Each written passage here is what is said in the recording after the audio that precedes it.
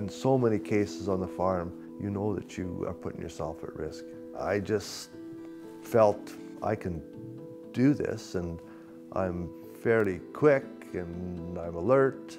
I think you've got to stop and think some of these things through. Is it worth the risk? My name is Ray Murphy and I'm from Bonnyville, Alberta. We farmed there for 30-some years. At our peak, we were up to 350 cows. It was September 22nd in 2009. We had a few cull animals. It was time to send them to town. So I'd put them into a runway to check their ear tags. We had about a 4-year-old mature bull that had lost his CCIA tag, so I was putting a new one in. The squeeze chute was not large enough to accommodate his neck in the head gate, so I decided to tag him in the runway. He kept his head down underneath the heifer in front of him, and I tried numerous times to try and get him to put his head up on top of her back, and he wouldn't keep it there. So I got impatient.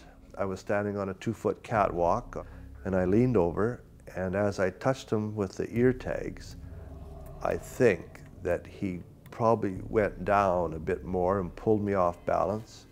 And then he came up with his head and hit me in the head, and I went over backwards. I woke up, I felt like a basketball laying there. I could not feel my arms or legs. At that point, there was no pain at all. I could breathe, I could talk, but I couldn't move a thing. Oh boy, I think this is a life-changing moment here. 20 minutes after my accident, my hired man, he found me. I was conscious then. I was taken into town, into Bonnyville, to the hospital there, and then I was put into an ambulance and taken to Edmonton. I had about a 7-hour surgery. I've got 2 6-inch rods in the back of my back with 6 screws. Livestock injuries are a serious issue in Alberta. You always want to be aware and respectful of the size of these animals.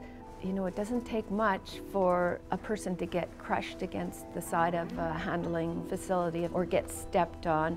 I damaged C3, 4, and 5. Well, these are the vertebrae in your neck. Had I damaged C2, I would have been laying in bed on a ventilator, and that wouldn't be a very good quality of life.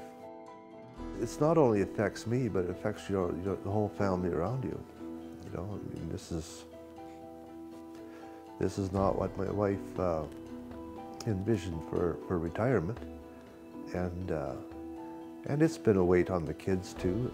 I think that's something that you think about before you do some of these things, is not just yourself, but the others around you.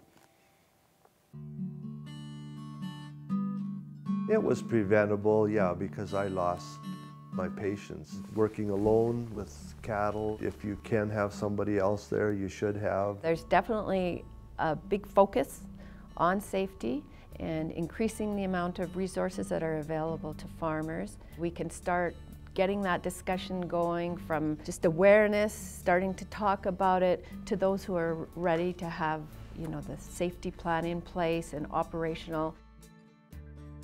Now what I do with these here mature bulls is I tell my hired man, you just take the ear tag and you take the animal to town and you let them in town put the tag in, because they have the facilities there. In so many cases on the farm, you're independent, you know, you can do it. We've done it lots of times before, but there's a risk and you gotta keep assessing the risks all the time.